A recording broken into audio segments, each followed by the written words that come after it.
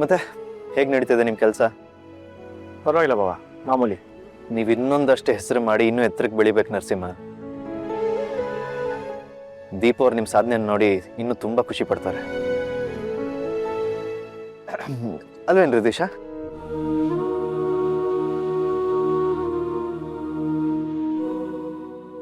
ಸರಿ ಬಾವ, ಹಾಗಾದ್ರೆ ನಾನು ಹೊಡ್ತೀನಿ. ಏಕೆ? ಅಲ್ಲ, ನಾನು ಮಾಡೋಕ್ಕೇನಿದೆ ಇಲ್ಲಿ? ಕಾಫಿ ಕುಡಿಯೋಣ ಬನ್ನಿ. ಪರವಾಗಿಲ್ಲ ಬಾವ, ಮತ್ತೊಮ್ಮೆ ನೀವೊಬ್ಬರೇ ಬಂದಾಗ ಸಿಗೋಣ. ನೀವು ಯಾರನ್ನೋ ಕರ್ಕೊಂಬರೋದು ನನಗೆ ಇಷ್ಟ ಆಗಲ್ಲ.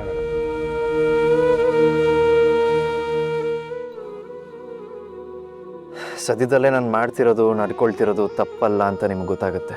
ಈ ಒಂದು ವಿಚಾರದಲ್ಲಿ ನೀವು ತಪ್ಪು ಮಾಡ್ಬಿಟ್ರಿ ಬಾವ. ಇದನ್ನು ಯಾವತ್ತೂ ಪುಟ್ಟಿ ಒಪ್ಪಲ್ಲ. ನೀವು ಇವ್ರನ್ನ ಮದುವೆ ಆಗಿದ್ದು ನನಗೆ ತುಂಬ ಬೇಜಾರಿದೆ. ಆದರೆ ನಿಮ್ಮ ವೈಯಕ್ತಿಕ ವಿಚಾರ, ಅದ್ರ ಬಗ್ಗೆ ಮಾತಾಡಿ ಏನು ಉಪಯೋಗ ಇಲ್ಲ. ಆದರೆ ಯಾವತ್ತಿದ್ರೂ ನೀವು ಹೇಗೆ ಇದ್ದರೂ ಏನೇ ಮಾಡಿದ್ರು ನನ್ನ ಭಾವನೆ. ಕೊನೆವರೆಗೂ ನಮ್ಮ ಸಂಬಂಧ ಹೀಗೆ ಇರುತ್ತೆ. ನಾನು ಬರ್ತೀನಿ. ಅಣ್ಣ ಅಣ್ಣ,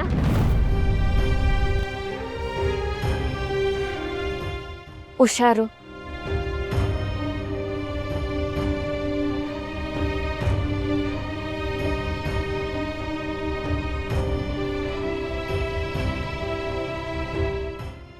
ಬನ್ನಿ ಹೊರಡೋಣ.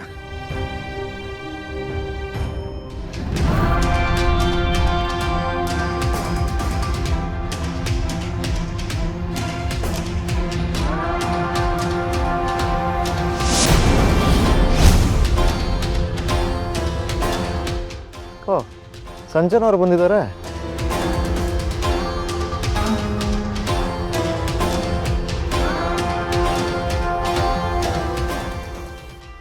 ಹೌದು, ಅವ್ರು ಯಾರ ಜೊತೆನೋ ಮಾತಾಡ್ತಿದ್ದಾರೆ. ಕ್ಲೈಂಟ್ ಇರ್ಬೋದು. ಹೋಗಿ ಮಾತಾಡ್ಸ್ಕೊಂಡು ಬರೋಣವಾ? ಬೇಡ ರೀ, ನರಸಿಂಹ ಅವ್ರು ಈ ಕೆಲಸನ ಸೀಕ್ರೆಟಾಗಿ ಮಾಡ್ತಾ ಇದ್ದಾರೆ. ನಮ್ಮಿಂದ ತೊಂದರೆ ಆಗೋದು ಬೇಡ.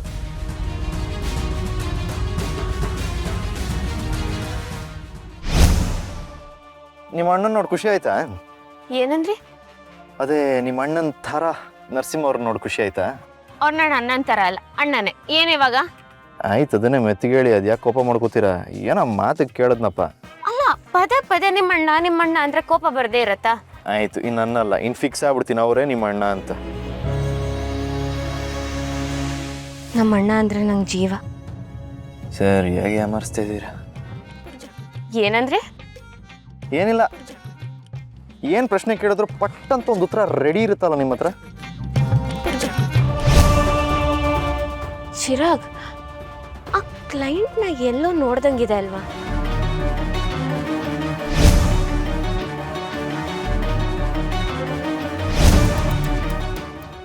ನೀವು ನೋಡ್ತಾ ಇರೋದು ಹಿಂದ್ಗಡೆಯಿಂದ. ಜಗತ್ತಲ್ಲಿ ಒಂದೇ ಥರ ಕಾಣಿಸೋರೆ 7 ಜನ ಇರ್ತಾರಂತೆ. ಅಂಥದ್ರಲ್ಲಿ ಒಂದೇ ಥರ ಪರ್ಸ್ನಾಲಿಟಿ ಇಟ್ಕೊಂಡಿರೋ ಗಲ್ಲಿಲೂ ಇರ್ತಾರೆ, ಮನೇಲೂ ಇರ್ತಾರೆ. ಬನ್ನಿ.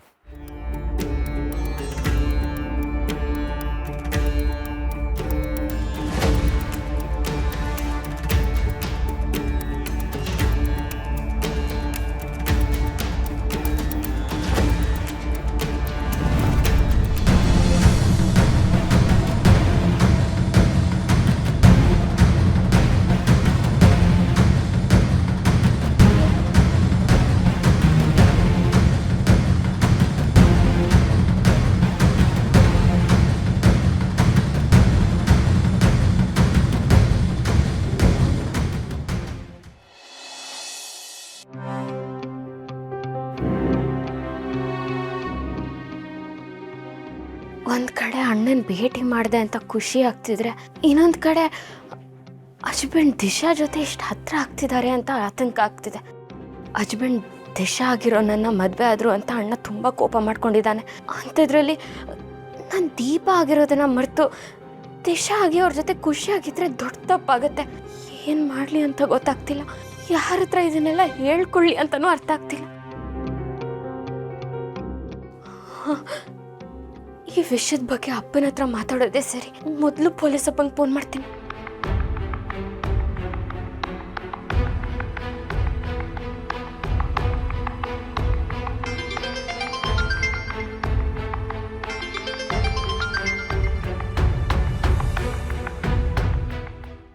ಏನು ಮಗ, ಅಪರೂಪಕ್ಕೆ ನಿಮ್ಮ ಅಪ್ಪನ ನೆನೆಸ್ಕೊಂಡ್ಬಿಟ್ಟಿದ್ಯಾ? ಏನು ಸಮಾಚಾರ? ಚೆನ್ನಾಗಿದೆಯಾ? ಏನು ಚೆನ್ನಾಗಿದ್ದೀನೋ ಪೊಲೀಸಪ್ಪ. ಯಾಕೋ ನನ್ನ ಮನಸ್ಸೇ ಸರಿ ಇಲ್ಲ, ತುಂಬ ಗೊಂದಲ ಆಗ್ತಿದೆ. ಅಂಥದ್ದೇನಾಯ್ತು ಮಗ ಈಗ? ನಿಮ್ಮ ಅಳಿಯ ಯಾಕೋ ಇತ್ತೀಚೆಗೆ ನನ್ನ ಹಿಂದೆನೇ ಬರ್ತಿದ್ದಾರೆ. ದಿಶಂಗ್ ತುಂಬ ಹತ್ರ ಆಗ್ತಿದ್ದಾರೆ. ಇಷ್ಟೇನಾ? ನಾನೆಲ್ಲೋ ಎಡವಟ್ಟಾಗಿದೆ ಅಂತ ಅನ್ಕೊಂಡ್ರೆ ಖುಷಿ ವಿಷಯನೇ ಅಲ್ವೇನೋ? ತಮಾಷೆ ಮಾಡಬೇಡ ಪೊಲೀಸಪ್ಪ, ನನ್ನ ಕಷ್ಟ ನನಗೆ ಪರಿಹಾರ ಕೊಡೋ ಬದಲು ನೀನು ನಗ್ತಿದ್ಯಾ ಅಲ್ವಾ? ದೇವಸ್ಥಾನಕ್ಕೆ ಹೋದ ಕೂಡಲೇ ಸಮಸ್ಯೆ ಬಗೆಹರಿಯೋದಾಗಿದ್ದಿದ್ರೆ ಗಲ್ಲಿ ಗಲ್ಲಿಲಿರೋ ದೇವಸ್ಥಾನಗಳೆಲ್ಲ ಮನೆಗಳಾಗ್ಬಿಟ್ಟಿರೋದು. ಇವಾಗೇನು ನನ್ನ ಸಮಸ್ಯೆಗೆ ಸಲಹೆ ಕೊಡಲ್ಲ ಅಂತಿದ್ಯಾ? ಹಂಗಲ್ಲ ಮಗ, ಯಾವ ಸಮಸ್ಯೆನೇ ಆಗಲಿ ತಕ್ಷಣ ಪರಿಹಾರ ಆಗೋದಕ್ಕೆ ಮಾತ್ರೆ ತಗೊಂಡ ತಕ್ಷಣ ಜ್ವರ ಹೋಗುತ್ತಲ್ಲ, ಹಾಗಲ್ವಲ್ಲ. ಏನು ಎತ್ತ ಅಂತ ಯೋಚನೆ ಮಾಡಬೇಕು, ಆಮೇಲೆ ಅದಕ್ಕೊಂದು ಪರಿಹಾರ ಹುಡುಕ್ಬೇಕು. ಅವ್ರು ಇದನ್ನೆಲ್ಲ ಮಾಡ್ತಿರೋದು ತಮಾಷೆಗೆ ಅಂತ ಅನ್ಸಲ್ವಾ ನಿನಗೆ? ಖಂಡಿತ ಇಲ್ಲ ಪೊಲೀಸಪ್ಪ. ಅವ್ರು ದೀಪನ ಮರ್ತೋಗಿದ್ದಾರೆ ಅನ್ನೋ ಥರನೇ ನಡ್ಕೋತಿದ್ದಾರೆ. ದಿಶಾ ಜೊತೆ ತುಂಬಾನೇ ಹತ್ರ ಆಗ್ತಿದ್ದಾರೆ. ನನ್ಗಂತೂ ಅವ್ರು ಕೊಡ್ತಿರೋ ಕಾಟ ಸಾಕಾಗೋಗಿದೆ. ಈ ಕಡೆ ದಿಶಾ ಆಗಿ ಅವ್ರನ್ನ ಒಪ್ಕೊಳ್ಳೋಕ್ಕೂ ಆಗ್ತಿಲ್ಲ, ದೀಪ ಆಗಿ ಅದನ್ನ ಸಹಿಸ್ಕೊಳ್ಳೋಕ್ಕೂ ಆಗ್ತಿಲ್ಲ. ನನಗೆ ನನ್ನ ಅಳಿಯಂದ್ರ ಬಗ್ಗೆ ತುಂಬ ನಂಬಿಕೆ ಇದೆ ಮಗ. ಅವ್ರು ಯಾವತ್ತೂ ದೀಪನ್ ಬಿಟ್ಟು ದಿಶಿನಿಂದೆ ಹೋಗೋರಲ್ಲ. ಮತ್ತೆ ಯಾಕೆ ಪೊಲೀಸಪ್ಪ ಅವ್ರು ಈ ರೀತಿ ಆಡ್ತಿದ್ದಾರೆ? ಅದೆಲ್ಲ ನನಗೆ ಗೊತ್ತಿಲ್ಲ ಮಗ. ನೋಡು, ನೀನು ದಿಶಾ ಆಗಿ ಅವ್ರ ಪ್ರೀತಿ ಕಳ್ಕೊಂಡ್ರು, ದೀಪ ಆಗಿ ಅವ್ರ ಪ್ರೀತಿನ ಯಾಕೆ ಕಳ್ಕೊತೀಯಾ? ಅಳಿಯಂದ್ರು ಏನೋ ಒಳ್ಳೆ ಉದ್ದೇಶ ಇಟ್ಕೊಂಡೆ ನೀನು ಹಿಂದೆ ಬರ್ತಾ ಇದ್ದಾರೆ ಅಂತ ಅನ್ಸುತ್ತೆ ಮಗ. ಚಿರು ಅಷ್ಟು ಈಸಿಯಾಗಿ ಚೇಂಜ್ ಆಗೋನಲ್ಲ. ಅವನ ಮನಸ್ಸಲ್ಲಿ ಯಾವತ್ತು ದೀಪನೇ ಇರ್ತಾಳೆ ಅನ್ನೋದು ನನ್ನ ನಂಬಿಕೆ. ಓ ಪೊಲೀಸಪ್ಪ, ಅರ್ಚನಾ ಅಕ್ಕನೂ ನಿಂತರಾನೇ ಹೇಳಿದ್ರು. ಅಂದರೆ ಅಳಿಯಂದ್ರಿಗೆ ನಿನ್ನ ಮೇಲೆ ಏನಾದರೂ ಅನುಮಾನ ಬಂದಿದೆಯಾ? ಅದೇ ನನಗೂ ಅನಿಸ್ತಿದೆ ಪೊಲೀಸಪ್ಪ. ಒಂದು ಕೆಲಸ ಮಾಡ್ತೀನಿ, ದೀಪ ಅನ್ನೋ ಸತ್ಯನ ಅವ್ರಿಗೆ ಹೇಳ್ಬಿಡ್ಲಾ? ಹೇಳು, ಆದರೆ ಆಮೇಲೆ ಆ ಮನೇನ ಯಾರಮ್ಮ ಕಾಪಾಡ್ತಾರೆ? ಅದೇ ಗೊತ್ತಾಗ್ತಿಲ್ಲ. ಮೊದಲೇ ಇಲ್ಲಿ ಗುರುಭವನೂ ಇಲ್ಲ, ವಿದೇಶಕ್ಕೆ ಹೋಗಿದ್ದಾರೆ ಅಂತ ಹಸ್ಬೆಂಡ್ ಹೇಳಿದ್ರು. ಆದರೆ ಅವ್ರು ಅಲ್ಲಿ ಹೋದ್ಮೇಲೆ ಒಂದು ಫೋನು ಮಾಡಿಲ್ಲ. ಇದನ್ನೆಲ್ಲ ನೆನೆಸ್ಕೋತಿದ್ರೆ ಏನು ನಡೀತಿದೆ ಅಂತ ಅನಿಸ್ತಿದೆ ಪೊಲೀಸಪ್ಪ. ಮಗ, ಪರಿಸ್ಥಿತಿ ಹೀಗಿರ್ಬೇಕಾದ್ರೆ ನೀನೇ ದೀಪ ಅನ್ನೋ ಸತ್ಯ ಅಳಿಯಂದ್ರಿಗೆ ಗೊತ್ತಾದರೆ ಅವರು ನಿನ್ನನ್ನು ಕ್ಷಮಿಸಲ್ಲ. ನೀನು ಹೇಳ್ತಿರೋದು ಸರಿನೇ. ಗ್ಯಾರಂಟಿ ನನ್ನ ಮನೆಯಿಂದ ಆಚೆ ಹಾಕ್ಬಿಡ್ತಾರೆ. ನಾನು ಮಾವನಾಗಿ ಅಳಿಯಂದ್ರನ್ನ ಅಷ್ಟೊಂದೆಲ್ಲ ಅರ್ಥ ಮಾಡ್ಕೊಂಡಿರ್ಬೇಕಾದ್ರೆ ನೀನು ಹೆಂಡತಿಯಾಗಿ ಏನು ತಿಳ್ಕೊಂಡೇ ಇಲ್ವಲ್ಲ ಮಗ. ಅಳಿಯಂದ್ರು ಯಾವುದೇ ಕಾರಣಕ್ಕೂ ದೀಪನ ವಿಷಯದಲ್ಲಿ ದಾರಿ ತಪ್ಪಲ್ಲ. ಅವ್ರು ಯಾಕೆ ಈಗ ಆಡ್ತಾ ಇದ್ದಾರೆ ಅಂತ ಆದಷ್ಟು ಬೇಗ ನೀನೇ ತಿಳ್ಕೊ.